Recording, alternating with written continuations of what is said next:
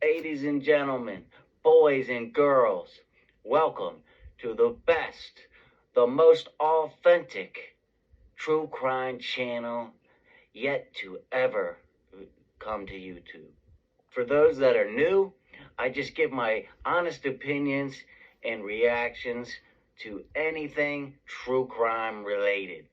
So if you're a fan of true crime or anything true crime related, I would advise you to hit that like button, that subscribe button, and that notification bell so that way you get notified every time I post a new video. Also, check out my Patreon page, patreon.com/realtruecrimeking. I've got a lot of goodies over there. I've got different packages for every type of budget, and I've got different things that you can do, all kinds of goodies over there. Welcome to the channel, and let's get to the video. All right, guys. So let's. The title of this video is Brian Kohberger guilty? Analysis of probable cause affidavit in the Idaho quadruple murder case. So let's get Dr. Grande's take on this, and I'll give my reaction. Here we go. To this case, first I will offer a brief background of the Idaho quadruple murder case, move to a summary of the probable cause affidavit, then offer my analysis. On November 13, 2022, not long after 4 a.m., 4 college students were murdered in a rental home at 1122 King Road in Moscow, Idaho. 2 other female residents of the house were not attacked or injured. After investigating for several weeks, the police came to believe that a man named Brian Christopher Kohberger was responsible. During the early morning hours of December 30, 2022, he was arrested at his family's home in Albrightsville, Pennsylvania. Brian was extradited to Idaho. He has been charged with 4 counts of first-degree murder, as well as felony burglary. The police believe that Brian acted alone. At the time making this video, Brian enjoys the presumption of innocence as he remains incarcerated in Idaho. The police really couldn't say much about the case. Therefore, there was a lot of mystery surrounding what evidence they had or didn't have against Brian. Some of that mystery was alleviated on January 5, 2023, when the probable cause affidavit was released. Now moving to a summary of the probable cause affidavit. The document starts by describing how the police responded to the King Road rental house where the murders took place. They discovered the bodies of the 4 victims. 20-year-old Xana Kernodle and 20-year-old Ethan Chapin were found on the 2nd floor. 21-year-old Kaylee Gonzalez. Remember, they were found, in the room right next to DM, okay, that was alive and saw Brian.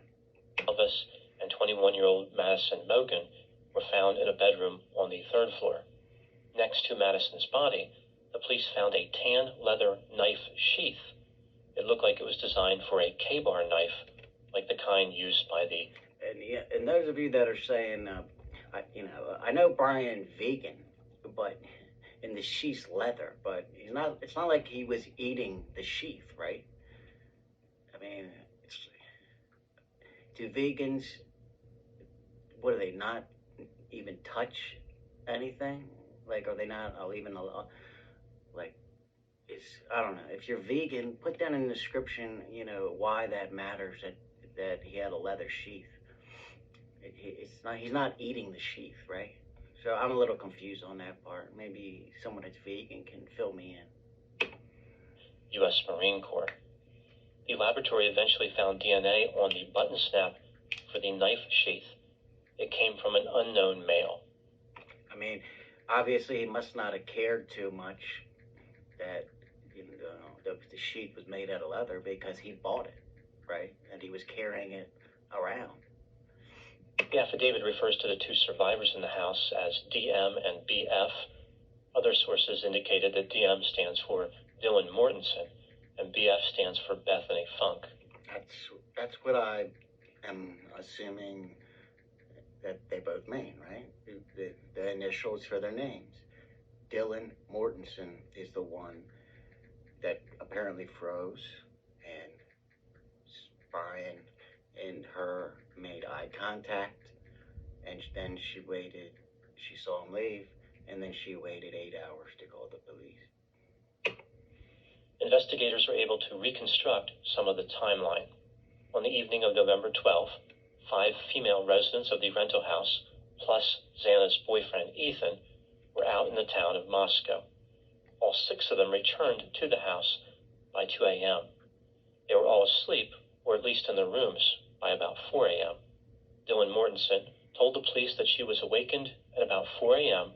by what sounded like Kaylee playing with her dog. Remember, we now know that Xana was awake and on TikTok at 4:12, and Kaylee was awake and because Dylan heard her say there's somebody in the house around this time. In a third-floor bedroom. Not long after this, Dylan thought that she heard Kaylee say something like, "There's someone here." The police think it could have been Xana who said this because she was likely awake. She was on a social media... Well, that's the first time I've heard somebody say that. So now, they're saying it was probably Xana that said someone's in the house. But, I don't know, and, everybody's saying that it was Kaylee. So, a little confusion on that part. Media platform at 4:12 a.m. and had received a DoorDash delivery at about 4 a.m. In response to hearing the sound, Dylan looked out of her bedroom door, but didn't say anything.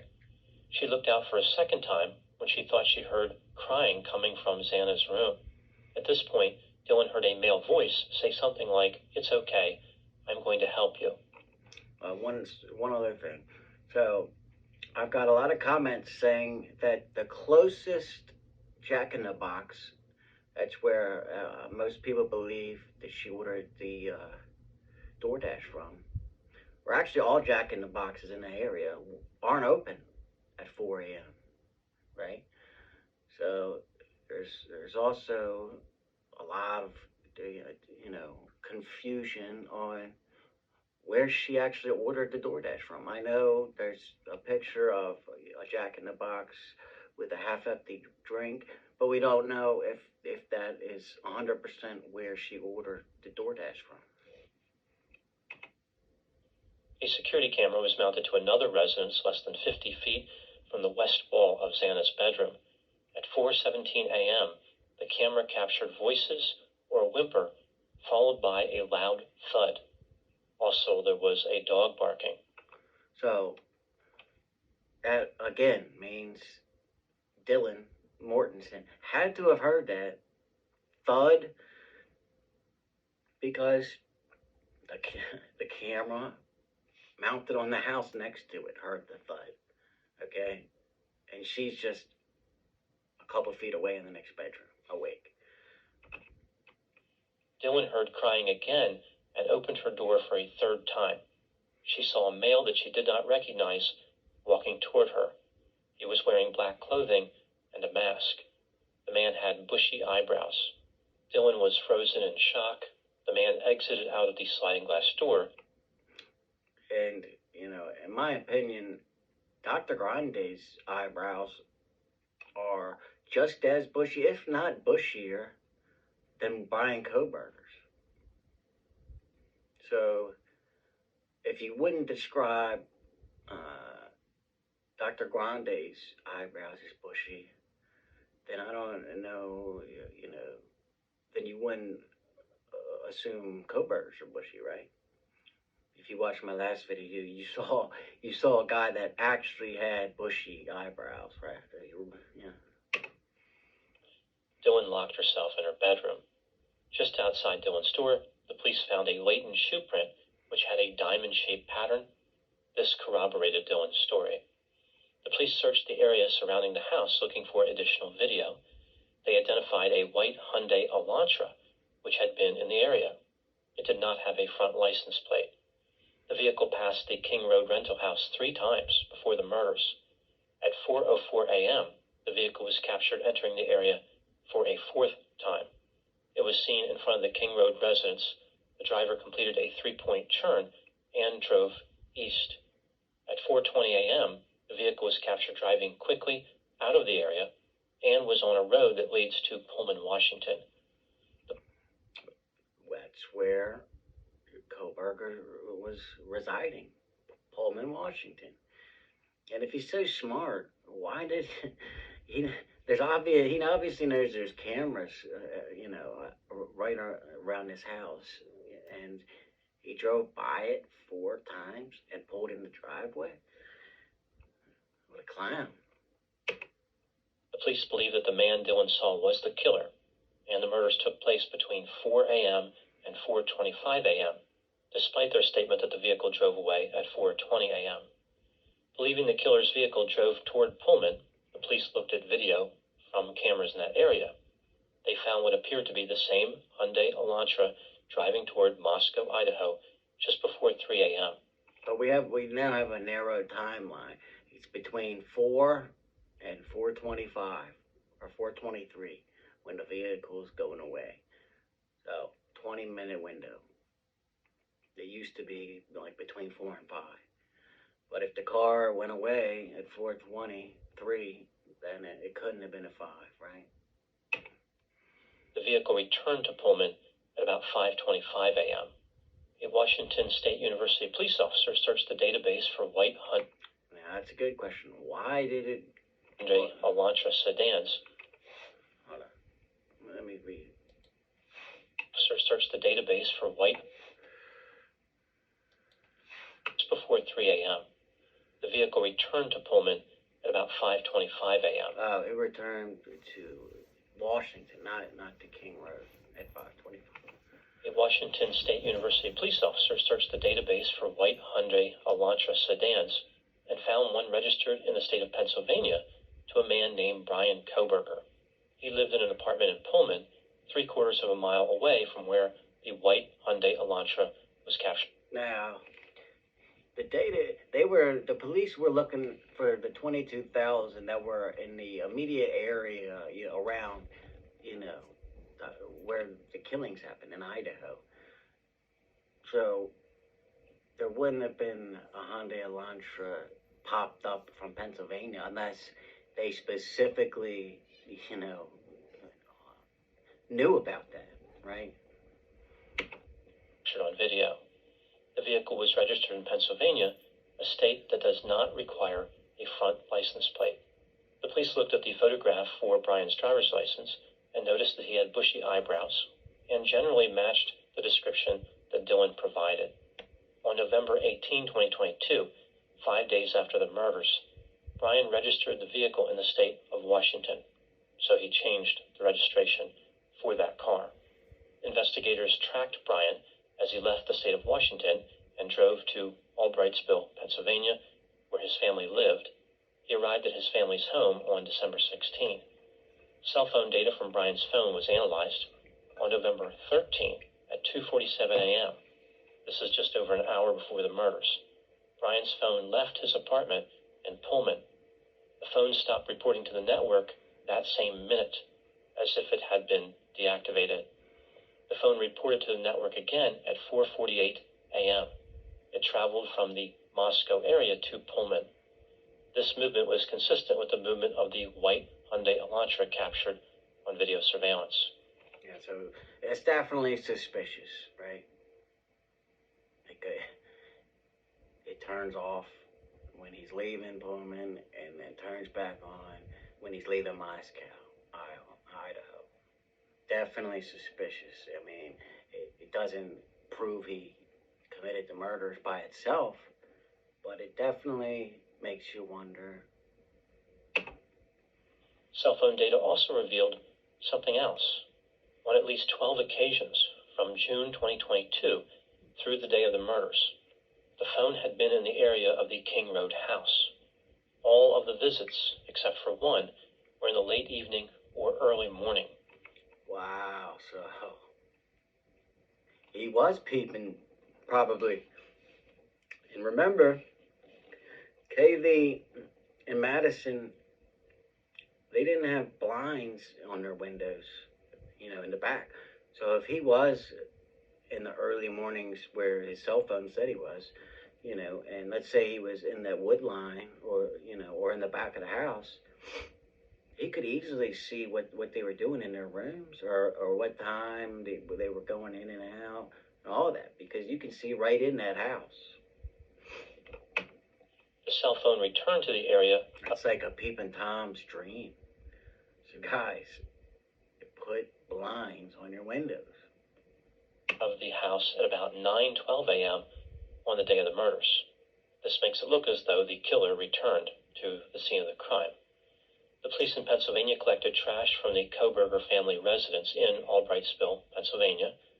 Brian's DNA matched the DNA on the knife sheath found at the crime scene. That's the nail in the coffin, right?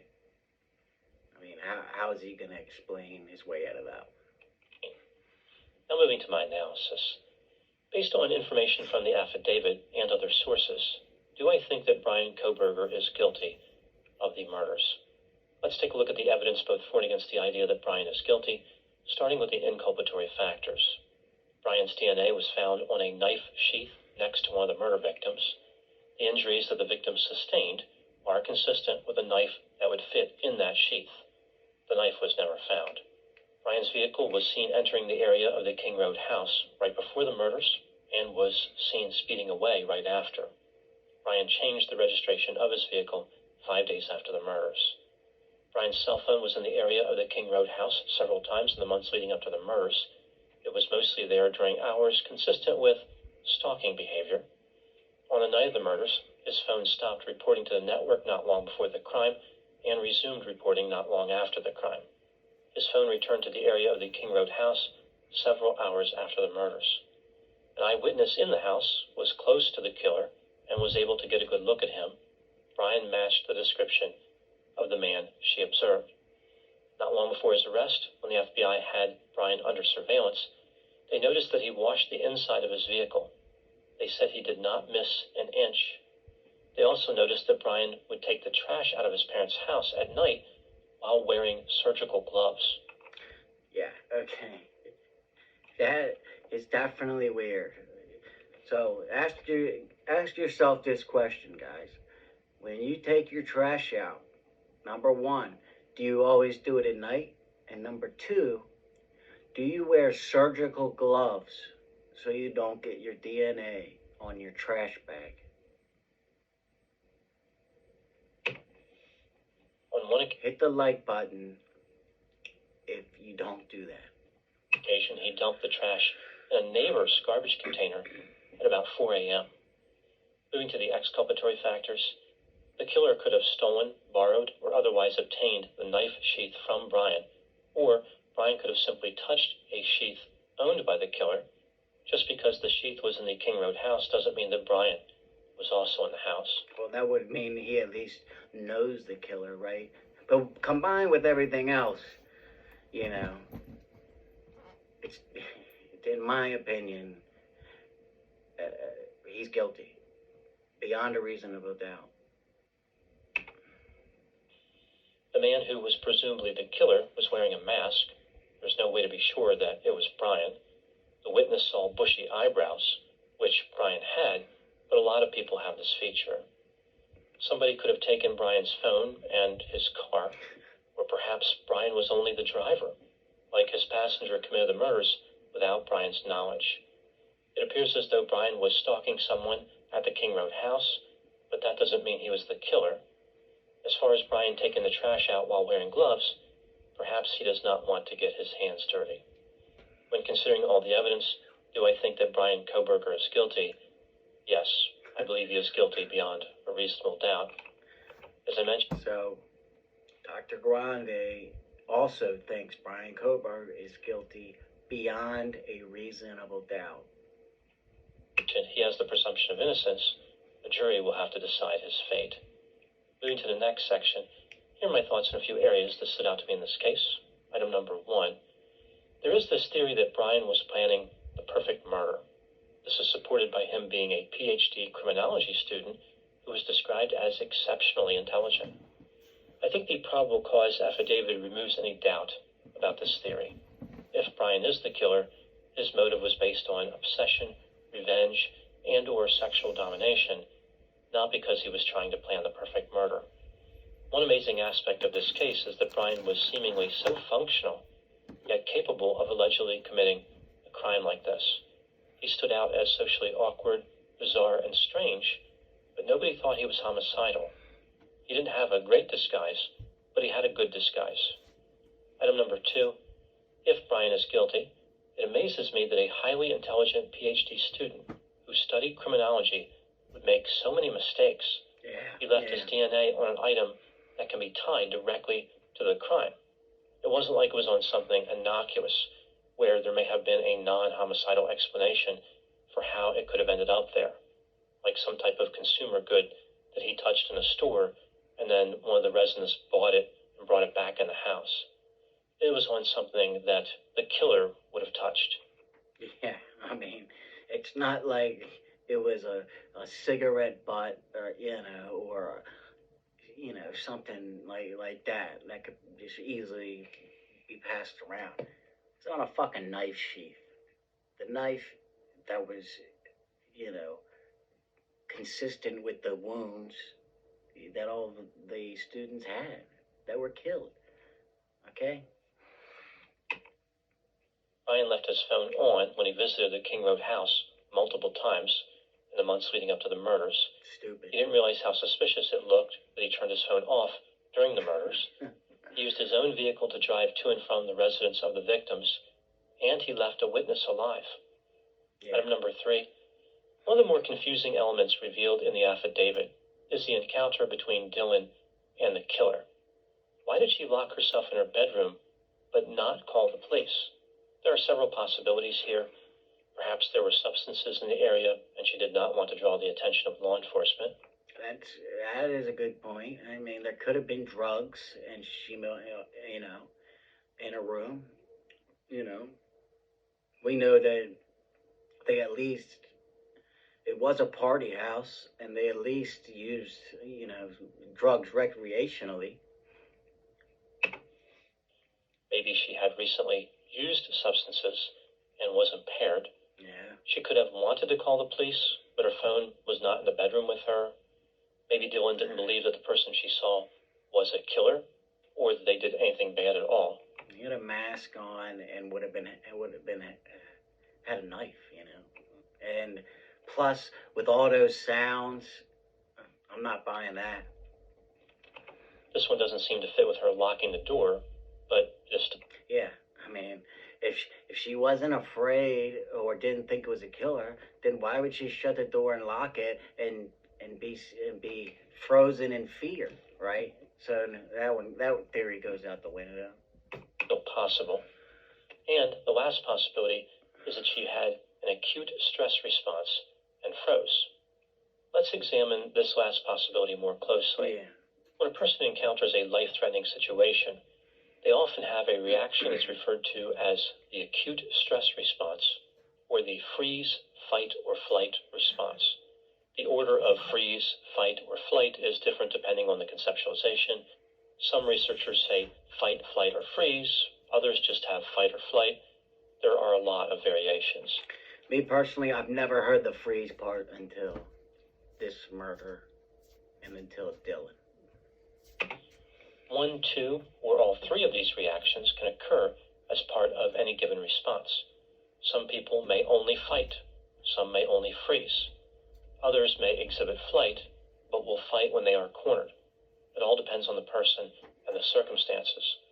The freeze behavior is referred to as tonic immobility, or non-volitional freeze response. The idea behind it is that if an organism freezes, an attacker may lose interest. This is helpful for animals, but not very good for humans. Also, with some animals, the vision of predators is highly dependent on movement, so freezing can make an organism hard to see. Again, this is not really helpful in most confrontations involving humans. Yeah, it would just make you easier to kill, right? If one human is attacking another and the victim freezes, the human who is attacking is not going to look around and say, where'd they go? Human vision is not dependent on movement like we see with many animals. Yeah, animals, a lot of those animals that have these freeze responses have camouflage, right? We don't. Humans don't. And Dylan didn't. The acute stress response theory is interesting, but even if Dylan had a freeze response, it's very unlikely it would have lasted more than a few minutes. That's what I'm saying. She didn't call for 8 fucking hours. It does not adequately explain waiting for hours. Yeah. There is no such thing as a deep freeze response. So there, please don't comment and say she froze for 8 hours, okay? We just have a doctor saying there's no such thing, okay?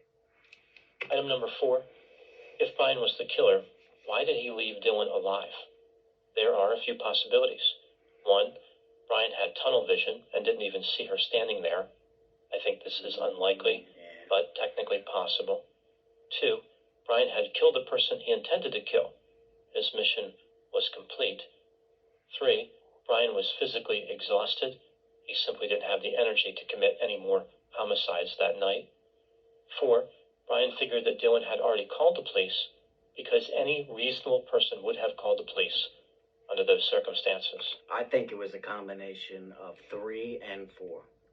I think he was tired because at least a couple of them fought back. And he probably thought that Dylan had already made the call and he just wanted to get out of there as fast as possible, you know? So he probably didn't think he had time to deal with Dylan. Because anybody else would have called the fucking cops. Yeah, I mean, at least I would have. I can only speak for what I would have done. With the police already on the way, killing another person would have taken more time that Brian did not have. Yeah. This is supported by the fact that he sped away from the scene instead of just driving away at a normal speed. He risked attracting attention when, in reality, he didn't need to. Now moving to my final thoughts. The victims in this case had no idea there was a killer stalking their residence. But, you know, we know that Kaylee's dad said that she had a stalker, but they didn't know that it was Brian Kohberger, you know. If they did, why didn't they call the cops about Kohberger before the murders, right? Or tell somebody else about Kohberger, right? I mean, Kaylee's dad is apparently holding something back for now, but in my opinion, he would have or should have called the cops if he really thought there was a stalker that was that could, you know, was going to do harm to his daughter. There was no way for them to predict that one day he would simply walk in or break in and viciously attack them. Again, they didn't even know he existed or was stalking them. They probably felt safe, especially considering how many people were in the house. Yeah. I imagine it never occurred to them that a crime like this could happen. Sometimes a crime is so brazen, unusual, unexpected, and horrific that it catches people off guard. All right, guys. I agree with basically, everything he just said. You know, so let me know in the comments if you agree or disagree. If you agree, hit that like button. And until next time, I'll see you guys later. True Crime King.